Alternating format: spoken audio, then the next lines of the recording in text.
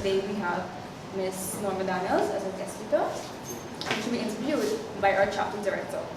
With that being said, I know for most events they say, oh, don't use your phone. Come on, we encourage you to use your phone. Take it out, you can do your live streaming, you can take whatever videos you need to, selfies, and we have our nice tool idea. You can go, tag us, ensure you hashtag us, Startup Grind GY, Startup Grind, and Women in ICT. Now with that being said, I want to now hand you over to our chapter director. Thank you.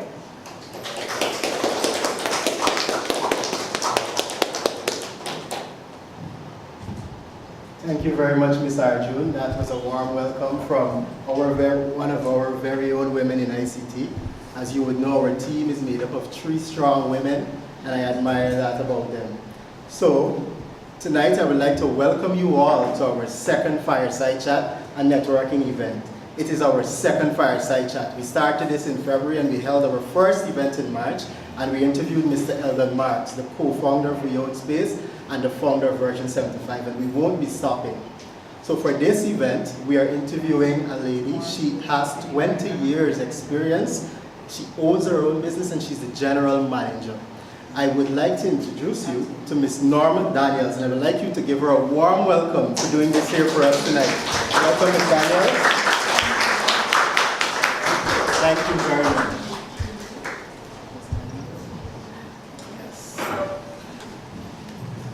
Good evening, everyone, and thanks again for inviting me.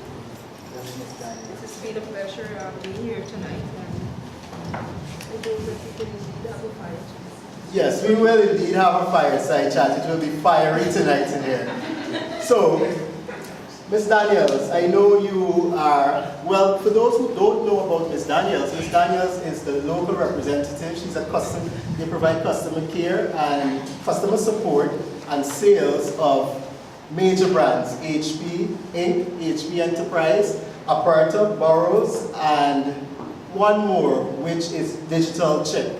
So, Ms. Daniels, I would like you to tell the audience, before saying to them about these brands, tell the audience what you do at CSR Computers all the way in Pike Street, Campbellville. That's where they're located.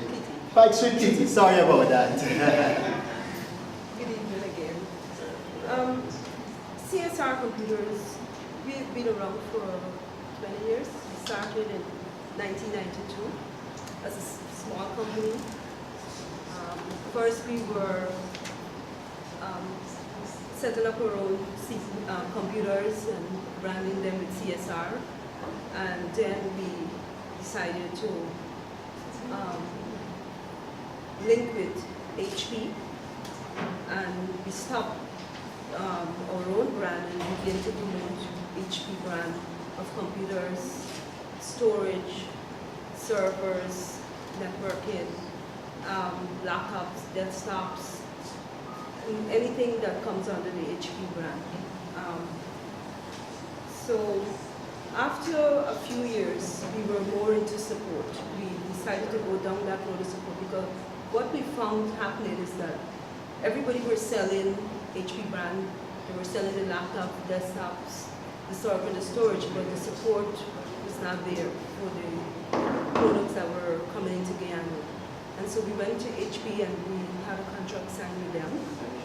And so we became one of the main support centers in Guyana. And HP would stock parts in Guyana at my location for large companies like the US government.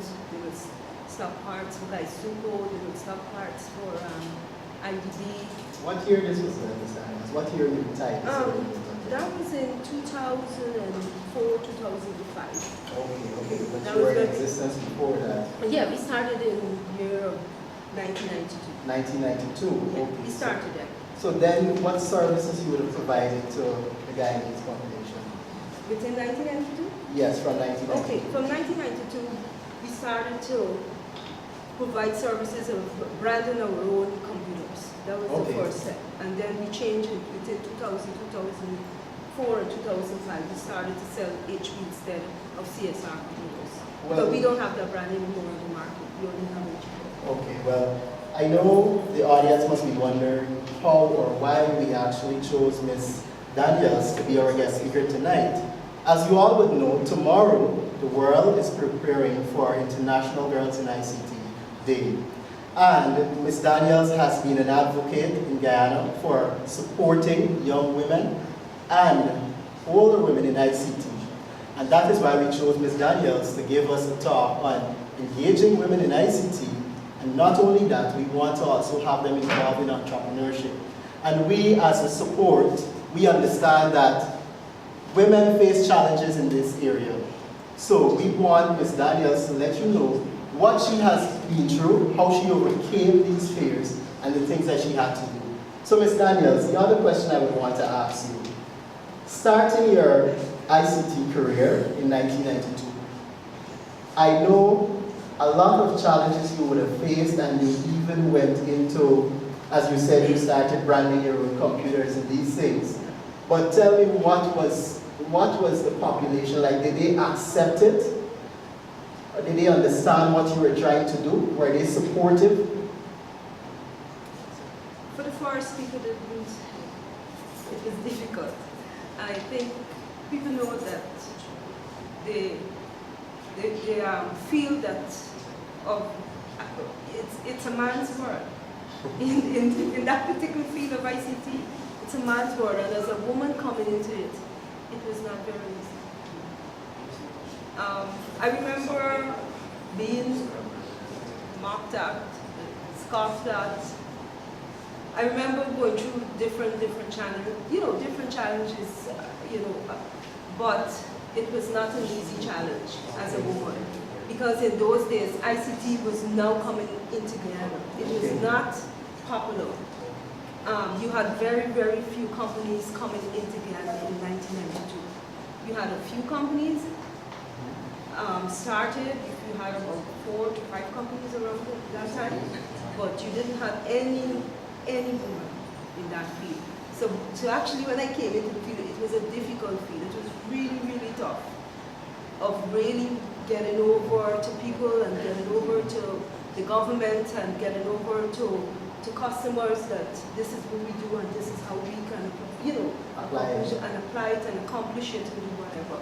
But I would say to women, it's much easier now for women than it was in 1992. So what about the young girls, the girls in school who are possibly, they may not know about ICT and its benefits and the career opportunities, but how can our education system, or what we can do as a country to support more young women in ICT? What I feel needs to be done in the schools, we need to have a campaign, and for this particular subject, ICT. Young girls do not have the opportunity so much. This is what I'm finding in the school. It needs more education in ICT from the teachers, the students, the parents. It's like a stigma. You're going to ICT, that's a man's world. You're not going to be able, you have to push things, you have to lift stuff. It's going to be hard. Most people look at women and feel that you can just be on a computer. This is for women. ICT for women is sitting on a computer and dealing with Microsoft Word or Excel or writing programs. But when it comes to the hardware side, there's no awareness. None. I'm sure they can trust you because you do hardware at your... Yeah, we do hardware and we hire women. Wow. And we find women are very effective in this field. We find women can do anything as men. And we don't see any difference. That's a funny thing, because when we were actually, the team, we were scouting and we were checking for guest speakers and being in connection with our theme, which is engaging women. One of the team members, a young lady, came up to the circle and she said, well guys, Ms. Norma Daniels has a high staff complement of women. And I said, wow, that sounds great. And I could tell that she was, to some extent, gloating, and she was saying, well, of course it is great for Ms. Daniels to do that. But doing that, Ms. Daniels, we understand why you would do that. But I want to know, and I'm sure the audience would like to know, the rationale behind you hiring women, primarily women, to do the technical work? Because I don't know if they heard that you actually do sort of the same with these kinds of printers and so forth. I know you have your booth set up at the back and you have primarily, but what is the rationale behind you scouting out these women in ICT to actually do this work? I honestly feel women can do the same job as men. I do not see any difference. And I think women are even effective, just as effective as men. I do not see any difference. Some people may see it as a difference, it's a man's one, but I see women, I gauge women just as equal as men. They can do just the same job that men is doing, and that is why I go after women, because I do not see the world giving women the opportunity to become an ICT hardware engineer, or they can do maintenance, or they can do service, or they can do. It is such a low percentage in the world right now, not only in Guyana, but worldwide, of women within this field. And I really would like to encourage more women. Do not let nothing hold you back. You can do it just as men. You can have a level playing field, both men and women. Right now, it's not a level playing field. You have more men and you have less women doing ICT in Guyana and around the world. So I would recommend and encourage women, this is my whole focus, is that you can do it. You can make a difference. There's nothing, I do not see gender as an issue. Some people see gender as an issue, but I do not see it. And that is why I will encourage women and young girls, and I will encourage teachers and parents to encourage girls to go into that field of ICT. You see, that is something great that you've been doing, because doing my research, I understand that it's a major issue because it is scheduled. The figures would show that in 2010, if I'm correct, that the world will have about 1 billion jobs available in ICT. And when you check back the stats, it's a small percentage of women who would actually acquire these jobs. And we know ICT can move mountains, more so to say. So another question is, Ms. Daniels, choosing these women, yes, but of course we understand the challenges that they face. How do you know, I know you must be an inspiration for them, but how do you now move them from this point of not wanting this or being stereotyped, or even people saying this is not for you? How do you go about inspiring them, motivating them? Okay. Firstly, the women that we employ, when they apply for the job, sometimes some people apply and said they would like to be a technician, and they have completed Microsoft Office Word, they may do networking, A+, or different things they will do. But when they come into for the interview, I would sit with them and I would encourage them. I said, well, we do not discriminate. You can use a woman, you can function just as effectively as a man. Okay. And we would sit and encourage women. Any woman that is working in our office, from the day that they come into the office, we give them the same opportunity as the men. We do not hold them back and say, well, you cannot use down this or you cannot do it. As a matter of fact, let me say this, the women in my company is the women that is doing the training. They train every man that comes into my company. It's not a man that is training the women. It's the women in my company that is training the men to be proper technicians. They have the experience, they have the knowledge, and they know what they're about. And I find them to be very, very effective. You could give them something, a huge, half of this room PC equipment to lose them, and they do not fear. They will go and start losing. Just give me a manual and they will start losing it down. They do not fear to lose anything down.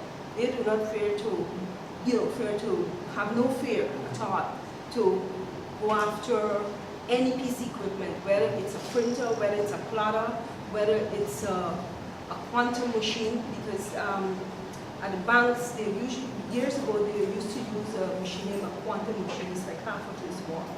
This is what run the checks down and captures all the checks, and then the software will image them and it will store it. And many times that machine will go down for the banks. Central Bank have it, public bank have it. Those girls will go. Without no fear. Without no fear. Sometimes they have to go and lie in that machine to repair it. Lie flat. Sometimes you have to go and lie in the machine to get down into the machine. And they would go into the machine and lie and do it. So Ms. Daniels, these girls, They have these no women, fear. when they come to you, do they ever highlight what are some of the challenges or what are some of the constraints that would cause them, well, that would have caused other girls, not more so them, but other girls not to be a woman in ICT? How can I answer that one? Okay. When they come, the girls that I have, when they come, this is what you're asking. Yeah, I want to know what challenges, what prevents women. other women from Okay. actually coming I feel into what prevents them is lack of confidence, lack of role models, seeing other women doing it. They perceive that it's a male job, and they have a number of factors that comes into play that women will see on a day-to-day basis. For instance, every time I send the girls on site to any company, and people see women, like, who is a technician? I am the technician.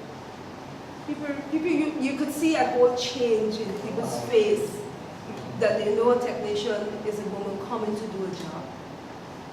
So right away, as a woman, when you enter that field, you really have to be strong. Because when you go to a customer, and big customers, and they see you as a woman, you sure? People usually call me up and say, who did you send to repair my printer? I said, I sent a woman. You sure she can do it? I said, of course. What's the problem?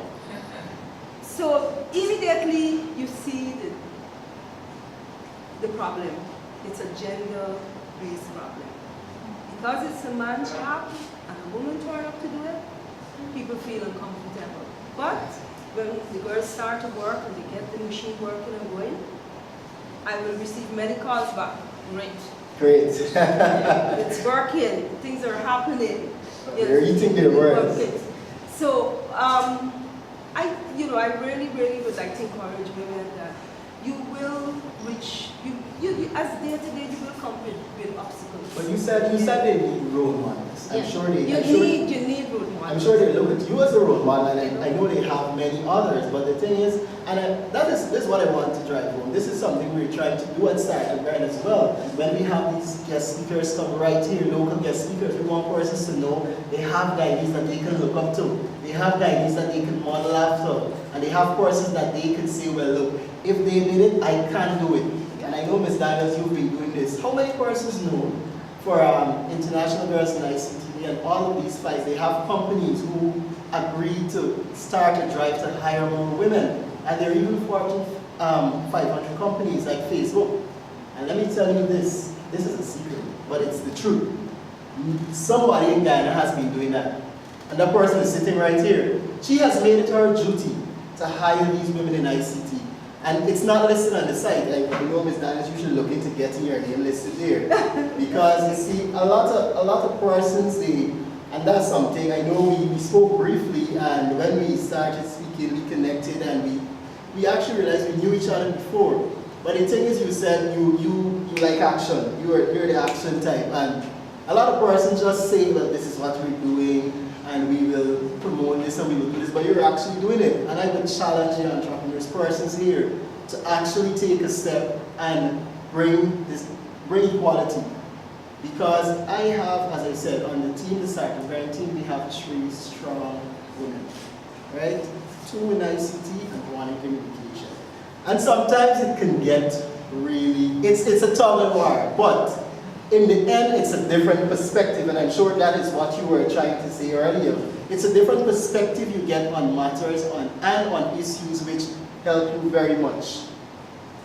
So, Ms. Daniels, the other question is, tell me how, I don't know if you want to, tell me how do you find me, is there criteria you're looking for when you look for these ladies, or it's just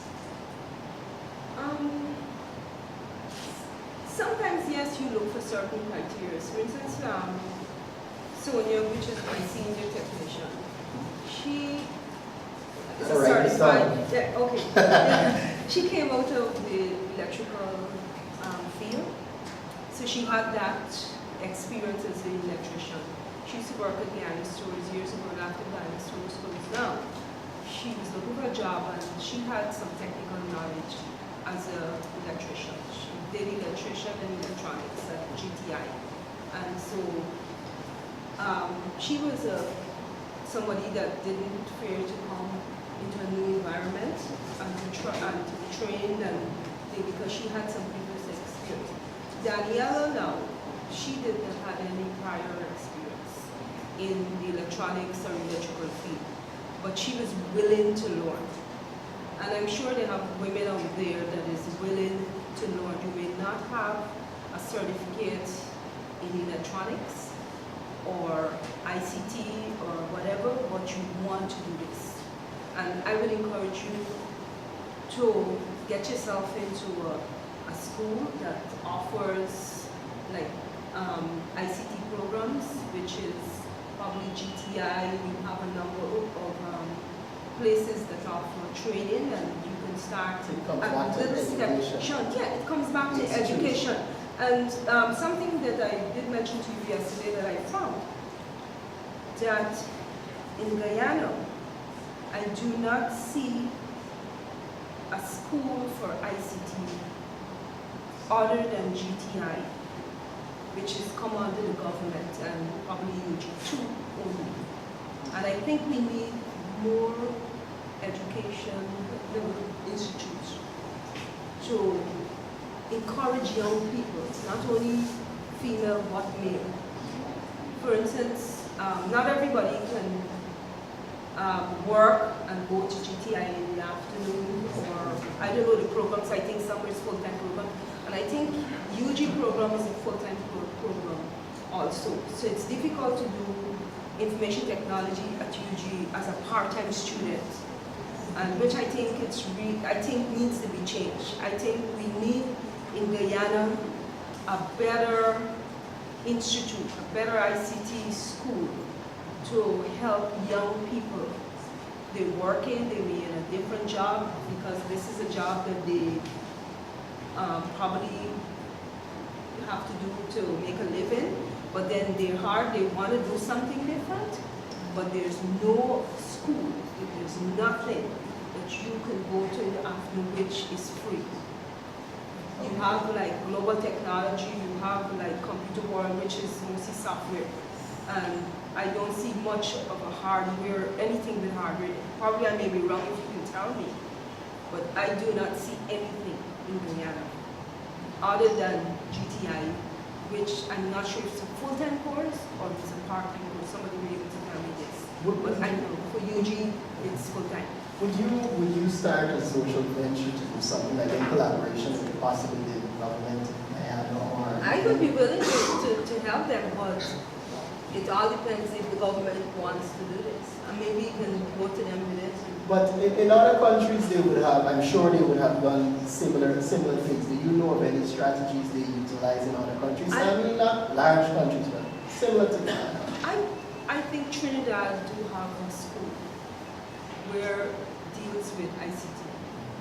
I'm not too sure of it. I said I have to go. Somebody I know went from Ghana into Trinidad to study. Not in the university, but they have some type of school that you can go for information technology training. They do various exams like A+, Network Plus, they do Cisco, they probably VMware virtualization, a whole host of things that the schools do, but we do not see in Guyana anything like that. I mean, that is my passion. I would like to see something change in that area. I mean, we can go on this all day about ICT and promoting it and young people, but they have to have the right place or the right educational institution so that young people can go to the job market. Mostly it's young people, thousands of them they had to have the preparation from a very young age coming up so that they can access jobs within ICT and into these companies. So I don't think that it has to start from a very early age, from in the schools, teachers, parents, whatever, and as they grow up, they can move into that field. Okay, but it comes from education, and they need to set a proper institute to have young people access that type of education. But doing a comparison from when you started to now, the climate has changed. It has changed. It's much better. In my time, you didn't have internet. Well, that's why I was going to say that. I was wondering if we're talking it's 25 years ago. You didn't have no internet. Because you're looking at, I mean, we can say all these things, but the resources, and just as you said, it's more better resources. We have phones now. We have tablets. We have so much. The internet is better. We have, in those days, you had to just recall and go and order and manually do everything. Now you have, I hardly have to leave Guyana to go and get parts or stuff. When I wanted my parts, I used to have to fly out, fly 2 weeks in, fly 2 weeks out. And this is how I used to be up and down just to make sure that I had parts to set up when we were putting together computers. But it was very difficult. With all of that, isn't it?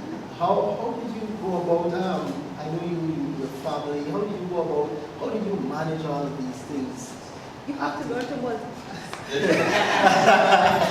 If you're not if you cannot multitask, forget about it. You cannot do one thing at a time. It's challenging. You have to know how to do things. For instance, if I have hundreds of mails a day to respond to, and I have to respond to everybody. Everybody wants me to respond to them. I find time to respond to people. I have my work to do. I have customers calling. I have to check. You have to multitask in this business, and then you have the staff that have their work. They are multitasking also. I do multitasking also. And you know, in Guyana, a lot of us do multitasking.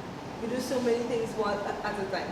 Not by choice, but it's not by choice, but you have to do it. I mean, you have to based on the situation or whatever the case is, and I applaud you for that since then, and starting from there to then.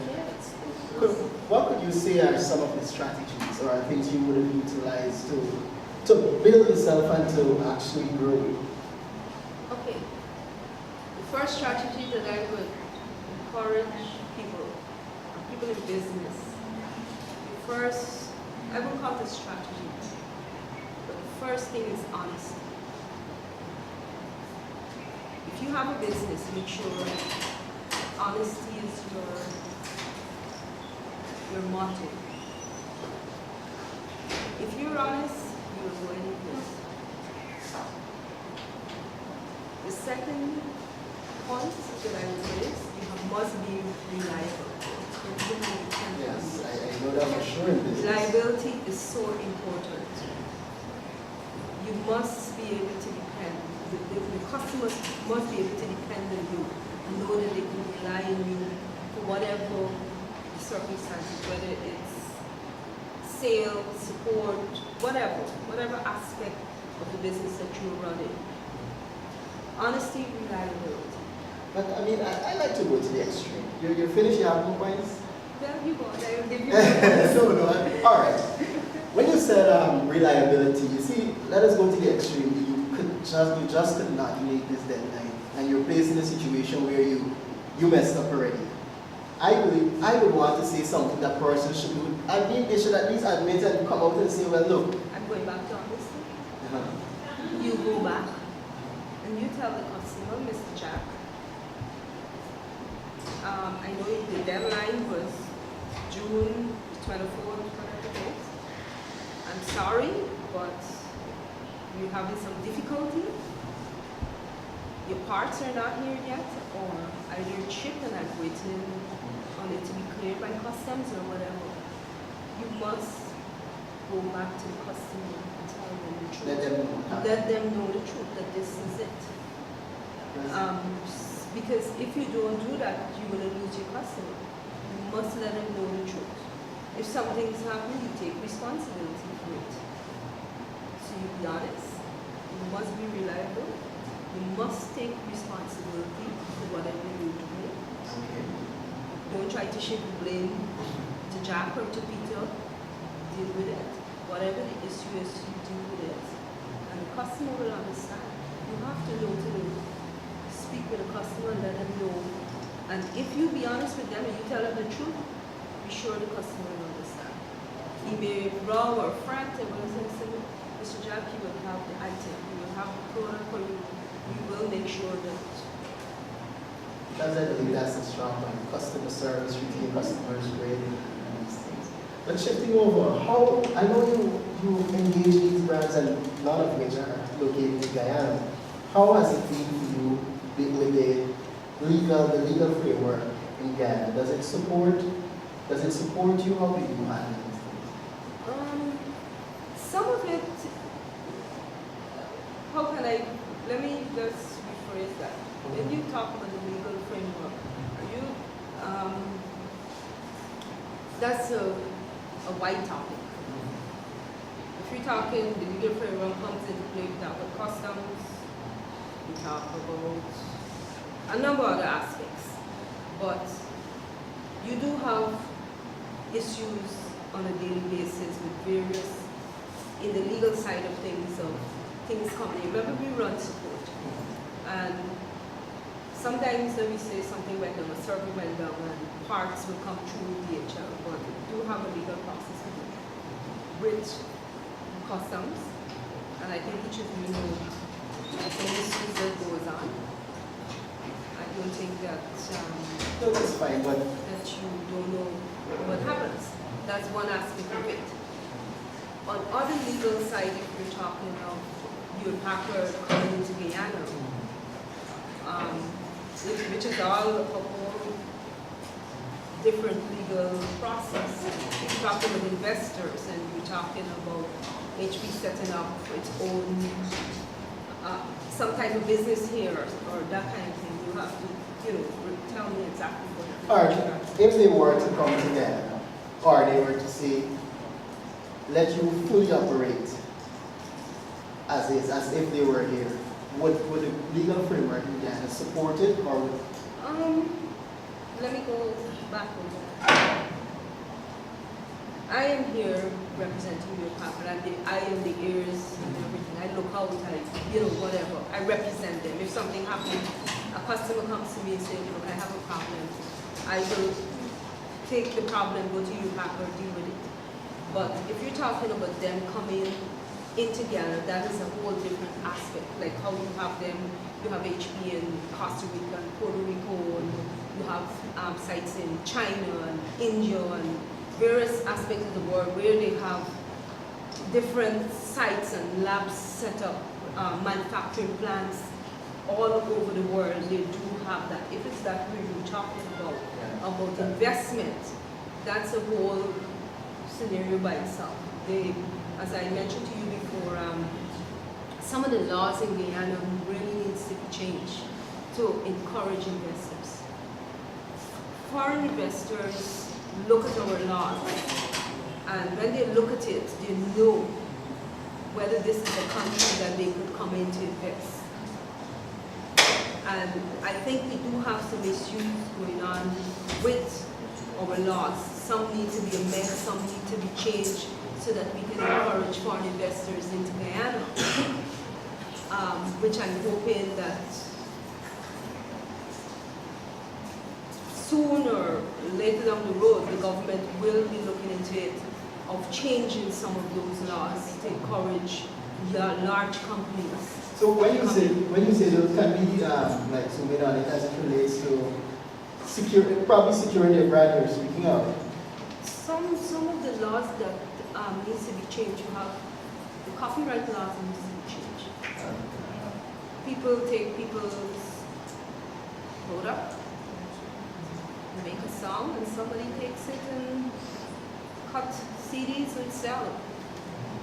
And that's steeping. No matter if we try to put nice words in it, you take anything that you didn't, a sound that you didn't make or a product that you didn't manufacture, and you copyright it. It's steeping. We can put it in a nice word, but it's steeping. People, we have problems with people taking various countries. I don't see it here in Ghana.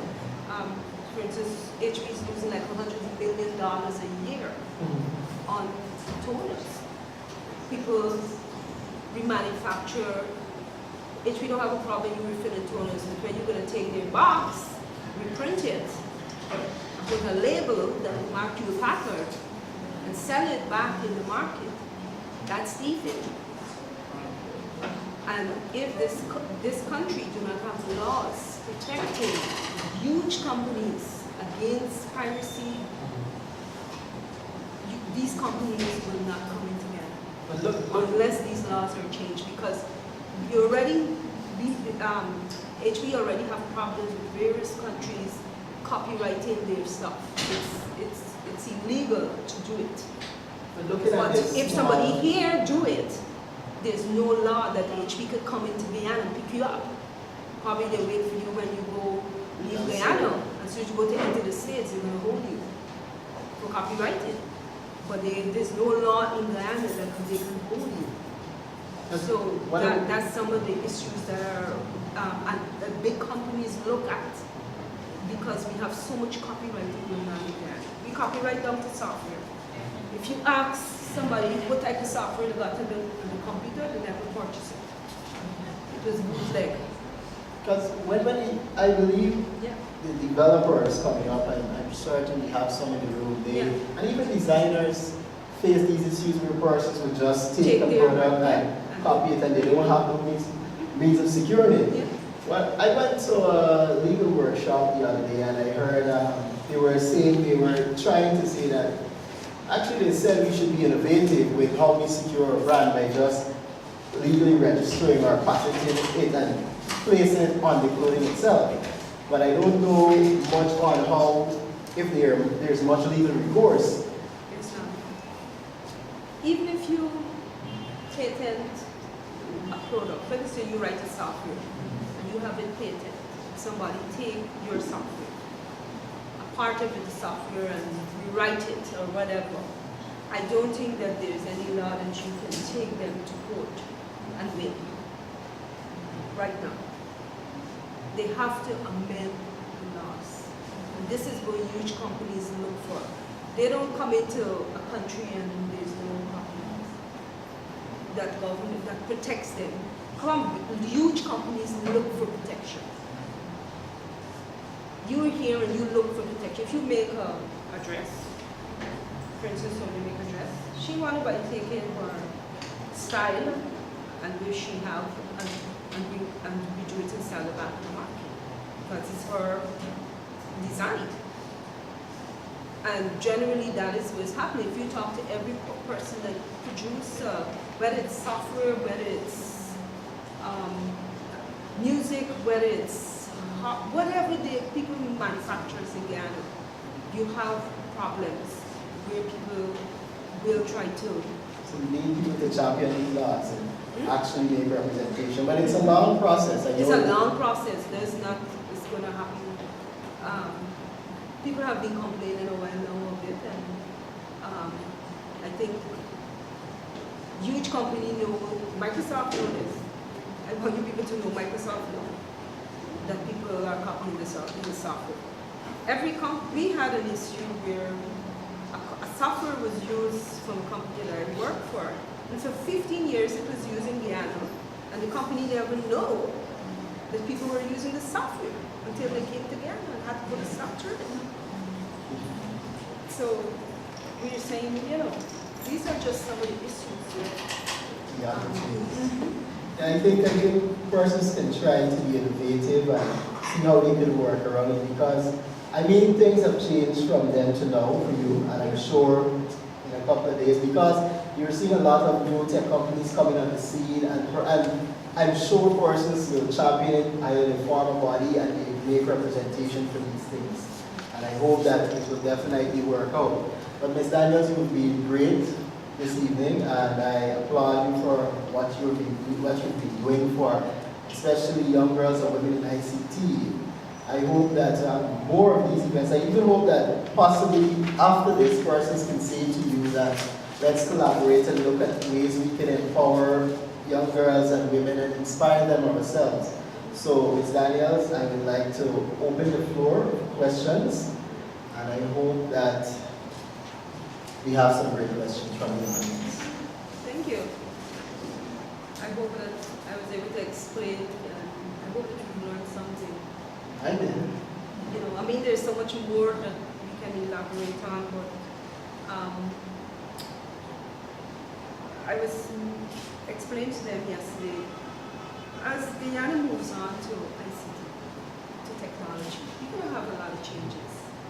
More equipment coming in, talk about this. And what I found, and I really want to raise this issue, as you get more products, electronics, cell phones, you get printers, you get laptops, you get tablets, you get TV, flat screens. When these equipment damage, what do we do with them? Have you ever asked yourself, how do we dispose of it? Where is it going? Where? Is it for the landfill? It's not for the landfill. I'm happy that So that's something. somebody answered this question. Yeah. I mean, I thought they were supposed to You ask ask the questions. yourself every day, each one of us, how many of us in this room? Let me say 13 of us. If each one of us 13 throw away a cell phone, throw away ink, throw away a printer, can you imagine hundreds and thousands of people dumping stuff? Where is it going? What is it doing to the environment? We're looking at the green economy. But there need to be a system for recycling where we can take our electronic equipment to be disposed of and not pollute the environment. Because at the end of the day, we all live in this environment. We eat the food, we drink the water. Where is it ending up? Is it ending up in our streams? Is it ending up in our food supply chain? What is going to make us sick? Why are we sick? Are we asking ourselves some of these questions? So, on the topic of e-waste, a lot of developed societies have developed programs to handle specifically that. The older CRT monitors, for example, contain mercury. Mercury is a pollutant. There's been a lot of talk about getting it out of landfills because you have things like bulbs, and just getting bulbs that have mercury, monitors that have mercury. And when you dispose of these things improperly, the mercury gets down in the water supply. Now, I don't think Guyana has reached a stage where, even though they're talking about the green economy, they understand the implications of these problems. On the topic of recycling, I wanted to ask, HP has a program where they recycle used toner cartridges.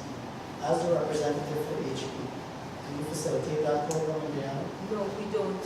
We are planning to go to HP and talk to them about it. I'm supposed to be talking to them shortly in this because, you know, toner, the ink, it's a chemical. And you know the effects of, we usually explain to customers who try to empty sometimes the toner collection unit. They have something that when the excess ink goes into that container, people try to empty it, and we usually tell customers, do not empty that, the thing, to save money. If that gets into your lungs, you will get sick. Because you remember, it's sealed, you're supposed to throw the whole container out, but you don't get out. We always feel we can empty the total collection unit. And that's my main concern right now, and I really want to speak, planning to go to HP about this, about having the ink and the various parts recycle back to set up a recycle program. But I know it's going to take a long time because if you do that, there's a lot of laws that needs to be changed if we're going to do something like that. Because soon you're going to tell people if you throw it, you can't just, you can ask people to bring the ink, yes, we're going to get it out, but people will still throw it in the garbage. Not everybody says, I don't have time to carry nothing, we'll just down it. But if you don't have a law, like other countries will tell you, this is for cans, this is for bottle, this is for paper, this is for food. And if you throw either in one, we will find you. If you're going to do that in Guyana, stopping people from throwing toners, batteries, bulbs. As a matter of fact, as we're talking about those TVs, every one of us in this room already changed that TV. Ask yourself, where's the TV? We all change it. Where's your TV? We throw it in the environment, right? So we throw the mercury in the environment. I sure none of us can show snow. Any of you have any of those TVs? Let me see. You have one? Oh, probably because the monument just. Daniels? I just want to comment on good evening, everyone. Good evening. I've been in electronics for a number of years as well. Indeed, e-waste management and the way we manage e-waste is a big issue in our country. I am an advocate because I do my best whenever forums come up or whenever I go on the radio. I always encourage customers, because I'm in the electronic business as well, to get the know-how and how to dispose of your gadgets. And I was privileged to be a part of a research in terms of going to customers' home. And I can tell you, I personally see this with my eyes, where our people, our Guyanese people, are storing up their not working gadgets. I don't know who was it. I went to a home that was sold, and I can tell you, I've seen, well, everybody know I say the famous store, the big black TVs. And I've seen 5, I'm not kidding you, 5, which is a correct term, analog televisions that I grew up watching. 5, this woman is, she having in a storeroom. So I asked her, why are you keeping it? She just like was there. 5, and that's just 5 big black TVs she having. You imagine everybody having 2 and 3 TVs? With the amount of people in Guyana? And you know what? You Oh can my imagine the God. cell phones. You imagine how many cell phones? Cell phones. So it's something that is building up, and that I It's building up, the waste is that building up. needs urgent attention. Yes, definitely. That waste is building. The awareness, we need to tell our people that they need to, you know, They it's need not to- for- They need a plan to set up that deals with electronics. Whether cell phones, one person may not be able to do it. Every time they have a company that is taking in cell phones and they're going to make sure it's being disposed of. Probably the next company is dealing Yeah. with laptops and desktops and whatever. And very soon, I'm finding that desktops is going out of style. I'm finding that very soon you will not have desktops. So I think the starters, we should try to reach out to all electronic stores. And better be conscious of it, because let me tell you, It's lots of dangerous. stores are selling gadgets and they're not conscious of the Yeah, that's true. implications of what That's you know, what is yet to come. And I represent the store that I sell electronics, that is what I contract as well. Yeah, most people here know that I retail actually, this wasn't gadgets. And the thing is, our management, we're very conscious, and right now we're working to collaborate actually as a group on how to help each other in terms of disposing of our not working gadgets in a friendly manner. And I can tell you, I'm very glad I choose tonight that this is God's way. I'm glad too. That I choose to come to listen to you. Very awesome presentation. You know, so the waste is building up, and I'm asking myself every day, imagine if every school, every ministry, every office throwing away ink, and we finished everything. Where are they throwing this ink? we're talking about thousands of ink cartridges in the dump, you know. As a matter of fact, I actually brought something to read to you people. It's a landfill avoidance. In addition to any restriction imposed by law, covered materials that are or contain the following, whether broken, including shred or intact, must not be landfill. Cathode ray tubes, the same tube we're talking, the CRT. Flat panel display, see the flat screens? Liquid crystal LCD and plasma screens, circuit boards, mercury lamps or switches, batteries. These change plenty laptop batteries. Any other component, lead, mercury, chromium, and a whole host of other equipment, electronics that has certain of these chemicals in them. It's not for the lab. We have another question. Is that you should definitely make that available for persons to read. You have a question? All right. Good evening, everyone. All right. Initially, I came here for two reasons. The first one, of course, to listen to the story of an amazing leader in ICT. And the second one was really to find out exactly more about what startup brand is. I really like the concept. Three of the participants are my friends and colleagues, and this is a wonderful initiative. And I get an added benefit. I plan to change my TV soon. How exactly is going it? I have a few questions, but before that, I want to comment on a few things you said in the chat just now. The first one you mentioned, and I think you had this point pinpoint. Traditionally, girls in ICT was only seen as fit for data entry.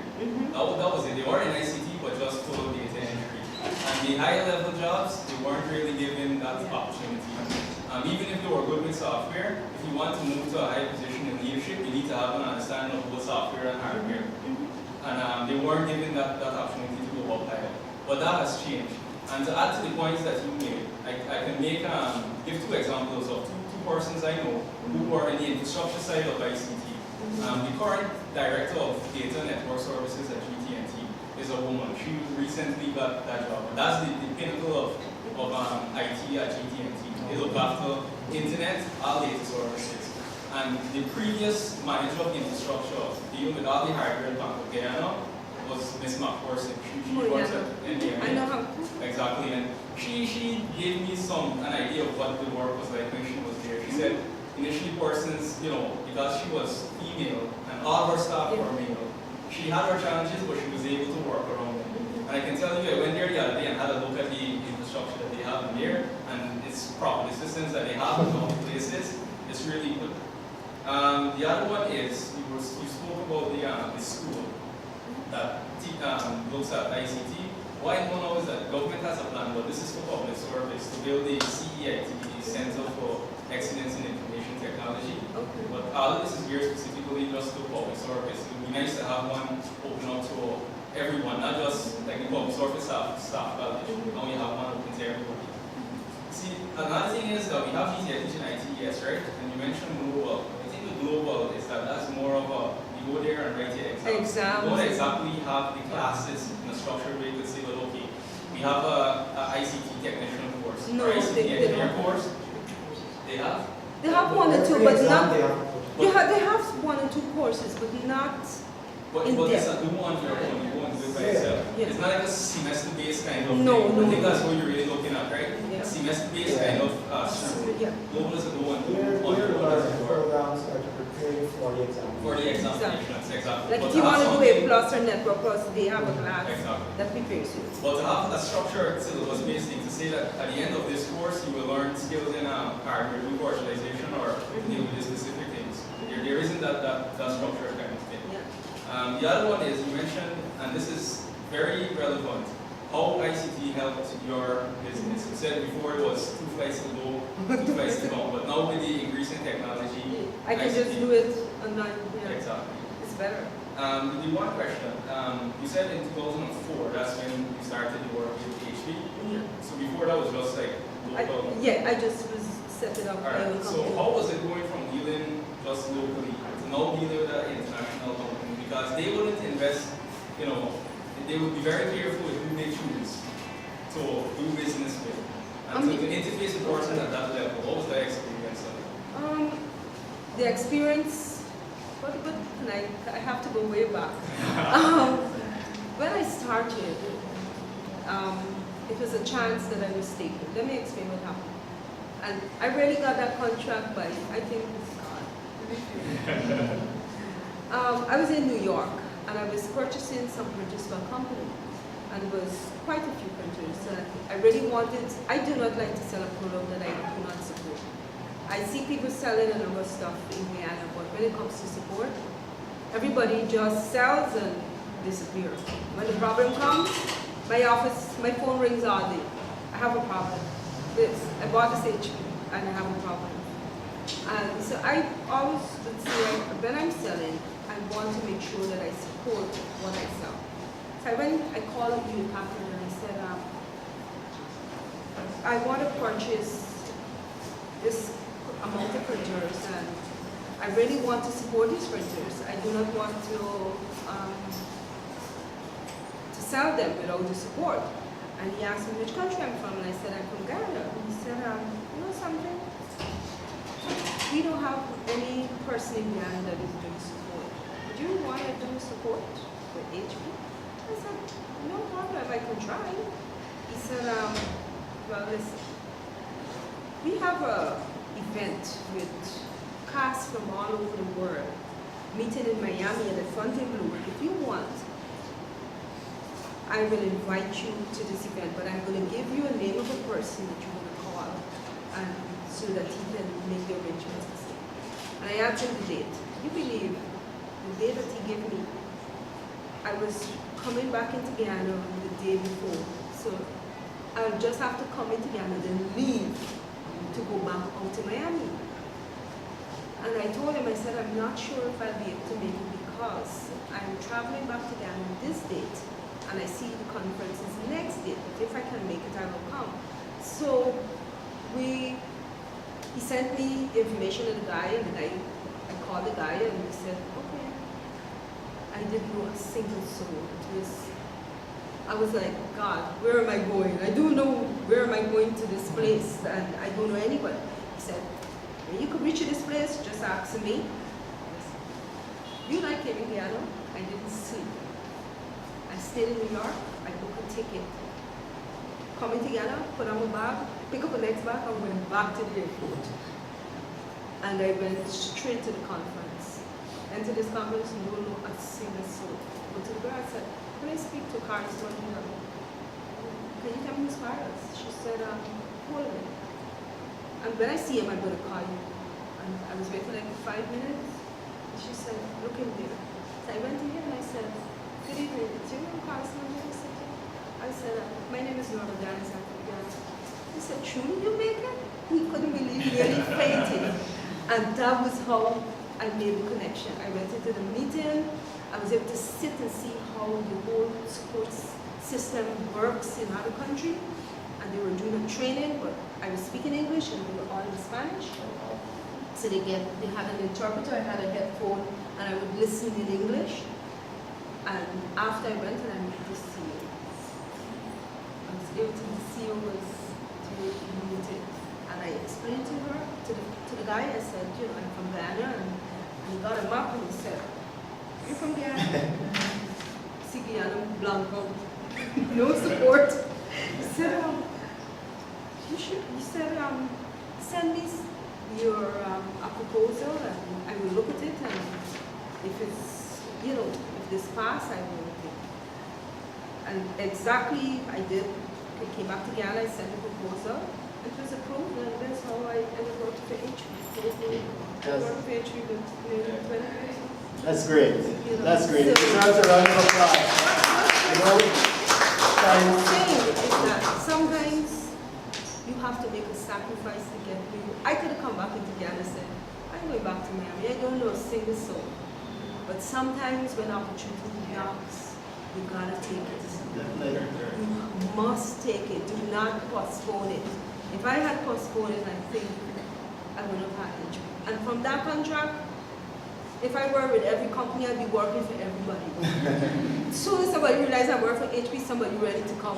When I got the contract with Burroughs, I was working for a company out of Trinidad, and then we started to work directly with Burroughs, and then I started to work with a Porter, and I'm working for quite other companies right now that I'm working with that deals with banking systems and this sort of thing. And it's been great, I must say, but the effort of taking a chance, sometimes you gotta take a chance in life to get to where you are. Thank you so much for sharing that with us, Ms. Daniels. And I know you have a booth set up at the back, so persons can definitely visit, persons can network. Persons, please give us feedback how we can improve these events, and look out for our next month event, your team made nice. So thank you for coming, everyone, and we feel great. The feedback link is projected on the board and it just went off. Yes, but give us your feedback, let us know how we can improve, and enjoy the Snacks Value Network. Thank you, Ms. Daniels. Thank you very much.